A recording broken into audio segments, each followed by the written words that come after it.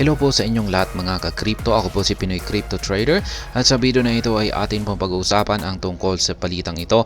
Ito po yung mga pitong crypto na under $1 yung kanilang presyo. Yan, or below $1 na presyo. At maliban dito ay ito raw yung mga pitong mga crypto na may malakas na potensyal para lumago. Ayan, bago po tayo magpatuloy ay nais ko lamang po munang bigyang linaw ang aking disclaimer kung saan ang nilalaman po ng video na ito ay hindi po ito isang financial advice. For education and information purposes lamang po ang layunin nito. Maliban po dito ay nais ko na rin pong magbigay babala na wala pong kahit anumang group chat ang Pinoy Crypto Trader. Yan, ang sabi po rito ay, following the recent correction in the broader crypto market, we have highlighted the top 7 altcoin under $1 that have strong potential for growth in the bull cycle. Kaya yan, ang ginawa ng ayon po ito kay Crypto Basic. Yan, ito raw yung pitong mga altcoins na below $1 na presyo. Ngunit may malakas na potensyal para sa kanilang paglago ngayong sunod na bull cycle. In anticipation of a potential Bitcoin exchange-traded fund, crypto investors have focused their attention on the world's largest cryptocurrency by market cap while neglecting altcoins. Focus is currently on Bitcoin because the SEC's decision on the multiple BTC spot ETF application is expected to come this week. This has contributed to the consistent surge of Bitcoin prices, with the top asset spiking to over $47,000 earlier today. Kaya yan po, lahat daw po ngayon ay nakatutok daw po kay Bitcoin. Kasi ito po ay yung dahilan po rito ay yung magiging desisyon ng SEC sa kanilang approval sa multiple BTC spot ETF applications na inaasahan po ngayong araw na ito, January 10. Kaya aabangan po natin yung balita mamaya kung ano na ang magiging resulta dyan. As Bitcoin surges, the broader crypto market continues to retrace, giving investors the opportunity to scoop these altcoins as discounted prices. Prominent crypto analyst Michael Van de Poppe speculated that investors' attention will be redirected to altcoin after the ETF event. Kaya yan, sabi po ni Michael Van de Poppe ay matapos daw yung mga ETF approval na ito ay lilipat daw yung atensyon ng mga investors sa mga altcoins. Yan po yung sinabi ni Michael Van de Poppe dito. Yan, altcoins suffering as Bitcoin ETF week is approaching. Not strange as the focus is entirely skewed towards Bitcoin. After the ETF, momentum is likely coming back in altcoins. Range remains defined on Bitcoin, buying 10% plus dips, selling at 48 to 51k. Yan po yung kanyang pahayag. Ayan, ito na po yung top 7 na altcoins under $1. Ayan, ayon po yan kay The Crypto Basic. Ang unang-una po rito ay si Cardano. Yan, Cardano is the first crypto asset on the list. ADA is rated among the top coins with enormous potential for growth during a bull market due to the constant development being carried out by the team. Interestingly, Cardano led other crypto projects in terms of development activities last month, playing a major part in ADA's rally. Although the bull market has yet to enter its peak, ADA has surged over 60% in the past year. The recent correction in the broader crypto market caused the asset to decline by 17% over the past week. In the hours leading up to press time, ADA was changing hands at 0.51 or 51 cents, up by 1.6% on the daily chart. Ayan po si Cardano. Ayan po rito ay may potential daw po siyang lumago dahil sa tuloy-tuloy lamang po yung kanilang development na isinasagawa ng kanilang development team. Yan, sunod naman po ay si XRP. Yan, rank as the 6th largest cryptocurrency by market cap, XRP is currently the only crypto asset with legal clarity in the United States. While this development has not yet impacted the asset's price, several market analysts predicted that XRP would rank among the top gainers in the peak of the bull market. Furthermore, the widespread adoption of Ripple's crypto payment technology is also expected to bolster the price of XRP. Specifically, Ripple's on-demand liquidity solution, now rebranded to Ripple's Payment, leverages XRP as a bridge currency for cross-border settlements. Kaya dyan po talaga magaling itong si Ripple. Ayan yung mga payments pagdating po sa payment solutions. Kaya yan, inaasahan po siyang maging cross-border settlements. Ayan, top financial institution including Tranglo and Unafric have processed billions of dollars worth of cross-border settlements using the payment solution. The press time XRP was trading at 0.56, down by 0.3% in 24 hours. Kaya yan po si XRP. Ayan, marami pong mga market analysts ang nagsasabi na si XRP ay isa po siya sa mga top gainers.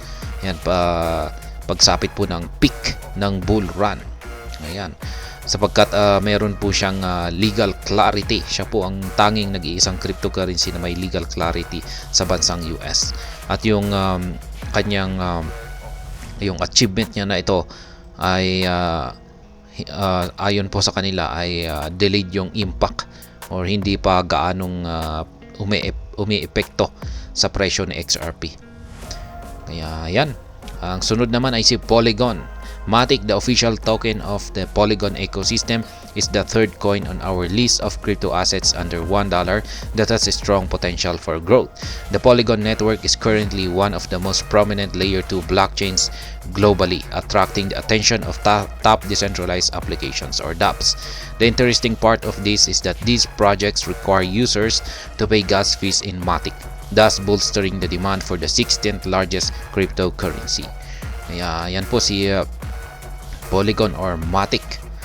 Ayan, mayroon daw po siyang malakas na potential yan para lumago. Kasi ayan, marami po siyang na-attract na mga decentralized applications. Ayan, at maliban po dito ay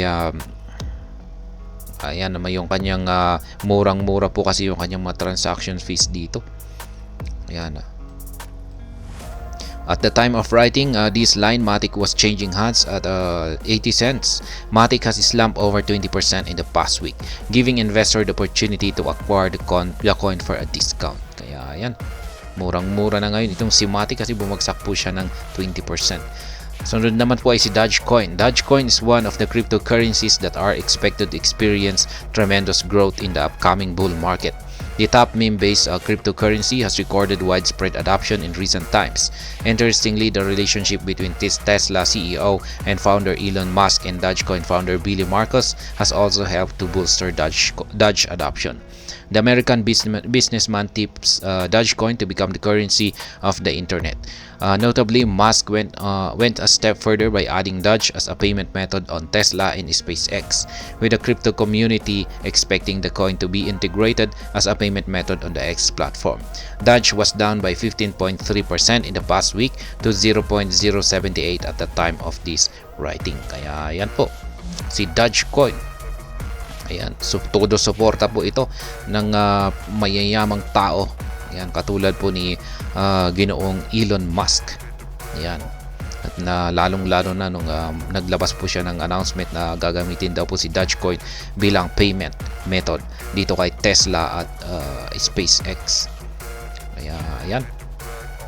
At ayan, sunod naman ay si Shiba Inu. Shiba Inu is a popular name in the crypto market and it is currently trading for below the $1 mark. At press time, Shiba Inu was changing hands at ayan, 50 digits, 935, representing a 13.7 decline over the past week. The Canine Team token shocked investors in the last bull market following its tremendous rally that turned average income earners into overnight millionaires. With the inception of the Shiba Inu Layer 2 blockchain Shibarium, the vibrant community behind the cryptocurrency is backing SHIB to replicate the feat at the peak of a bull market. Kaya ayan, marami pong nag-i-invest pa rin dito kay Shiba Inu. Ayan, dahil nung nakalipas po kasi na bull market ay matindi po kasi yung kanyang naging performance. Sumabog po talaga siya at marami pong mga naging milyonaryo dito kay Shiba Inu. Kaya hanggang ngayon ay marami pa rin pong nag-i-invest kay Shiba Inu para ayan, inaasahan po nila na mauulit po yung kanyang naging previous performance noong nakalipas na bull market. Ayan, nandito naman po si VeChain. In recent times, many crypto analysts have been bullish on VeChain, speculating that the digital asset would rally massively in the coming months, following the recent emergence of a golden cross on VeT's 2-day chart. Ayan, popular analyst AJ speculated that the coin could repeat a major milestone it recorded in 2020. According to the analyst, the development could see VET spike over 3,000% to $1.4 by October 2024 at the moment. At the moment, VET was trading at 0.02 or 2 cents. Kaya yan naman po si VeChain or si VET. Ayan. Ayon po sa mga analysts ay nakikita po nila na meron daw po itong potential na magkaroon ng matinding paglago sa hinaharap. Ayan, ayon nga kay analyst na si AJ ay nakita po niya sa kanyang 2-day chart ang isang nabubuong or nabuong golden cross. At ayon pa sa mga analyst ay pagsapit daw ng October 2024 ay magagawang akyatin ni VET ang presyong $1.14. Ay ayan, sa ngayon ay yung presyo niya ay nasa 2 cents. Kung pag-aakyatin niya ang $1.14 ay napakataas po niyan na paglago. At ayan naman po si Stellar or XLM. Stellar is a major rival to Ripple. The company offers crypto payment service just like Ripple. Notably, the XLM coin is also used as a bridge currency for cross-border settlements with top financial institutions like MasterCard leveraging the solution. XLM has a strong potential for growth and is expected to rally massively amid the growing interest in the crypto payment solution. XLM is currently changing hands at 11 cents or 0.11, down by 12% over the past 7 days. Kaya yan naman po si Stellar.